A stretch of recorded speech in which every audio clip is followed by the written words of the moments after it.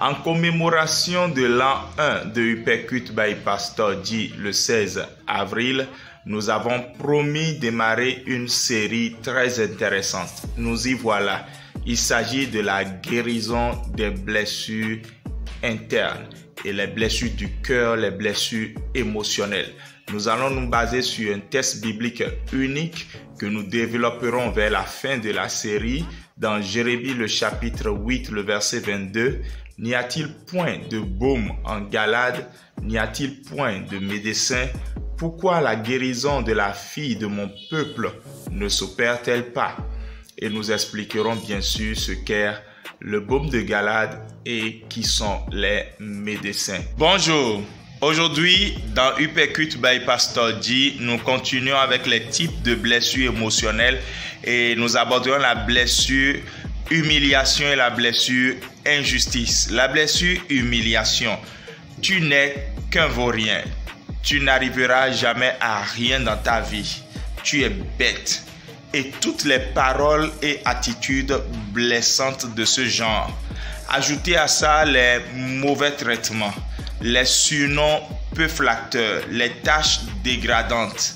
Rien de tel, bien-aimé et cher téléspectateur, auditeur de Uppercut by Pastor G, rien de tel pour rabaisser quelqu'un à ses propres yeux et briser entièrement son image et son estime de soi.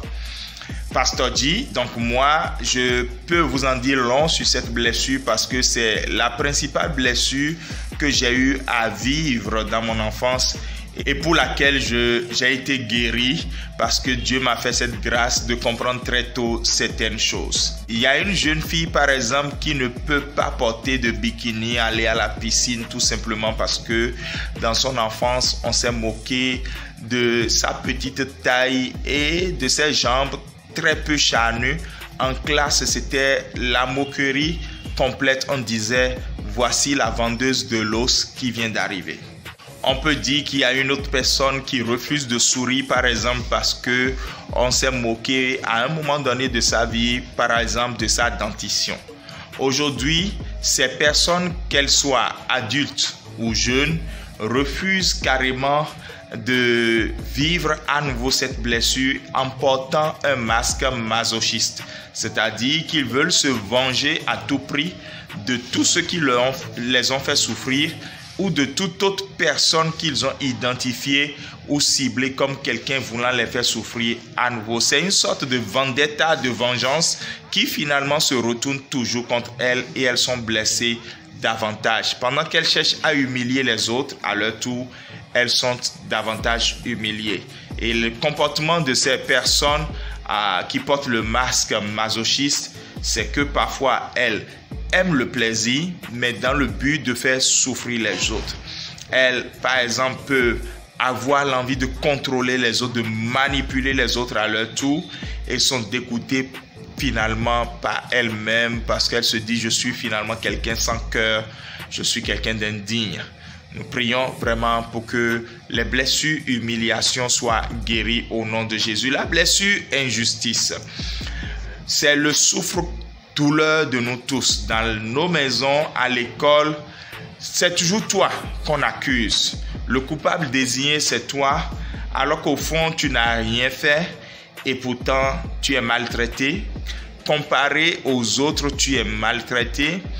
Et parfois, tu portes des séquelles physiques sur ton corps à cause de l'injustice ou tu as subi des pressions psychologiques à cause de l'injustice. Grand, aujourd'hui, on porte le masque rigide où vous jouez au dur à cuire. Alors qu'au fond, vous êtes quelqu'un de bien, mais vous voulez à tout prix paraître le chef bandit, la personne insensible, alors que vous avez un grand cœur mou comme ça, capable d'aimer, mais vous refusez parfois même d'aimer. Ne ratez pas certaines opportunités de votre vie en portant ce masque. Et l'attitude, c'est que ces gens de personnes sont perfectionnistes, veulent vivre dans un monde où tout est parfait parce que ils sont révoltés face à l'injustice, veulent régler. Ils sont des éternels optimistes, parfois ne faisant rien pour que ça avance, mais juste voulant que les choses se règlent, les problèmes se règlent. Et ce sont des personnes qui peuvent donc facilement se fatiguer, tomber malades. Et donc, ce sont des personnes qui, à un moment donné, peuvent tout lâcher aussi et disent, bon, si le monde doit pourrir dans l'injustice, ça n'a qu'à pourrir. Et en ce moment, ça se manifeste par leur relâchement, ne plus contrôler leur alimentation. Ces personnes peuvent devenir boulimiques ou très coléreuses alors que leur tempérament ne s'y prête même pas. Voilà un peu ce que nous pouvons dire sur ces deux blessures aujourd'hui. Et visiblement, nous avons fini les 5 blessures trahies, c'est-à-dire trahison, rejet, abandon, humiliation et injustice. Dans les jours à venir, nous allons écouter un avis d'expert sur comment on est guéri des blessures. Forcément, l'expert, c'est le docteur Moïse Dossa. Mais avant de l'écouter, nous allons voir une session appelée le cœur de berger. Et après ça, nous allons voir une autre session où nous allons écouter des personnes ressources qui travaillent avec des jeunes filles ou dans les communautés et qui rencontrent des personnes blessées dans la vie de tous les jours. Donc, ça promet dans les jours à venir que le Seigneur nous garde. Shalom. Vous ne l'oubliez pas, 16 avril, Uppercut by Pastor D à 1 an, nous allons pouvoir prier et rendre grâce à Dieu. Nous allons aussi pouvoir faire un live ce jour-là pour pouvoir être reconnaissant au Seigneur. Sans oublier que cette série que nous sommes en train de démarrer va paraître bientôt aux éditions Livraison sous la forme d'un livret contenant 2 richesses exceptionnelles pour la jeune fille. Gardez le rendez-vous. Que le Seigneur vous bénisse. Shalom et à la prochaine.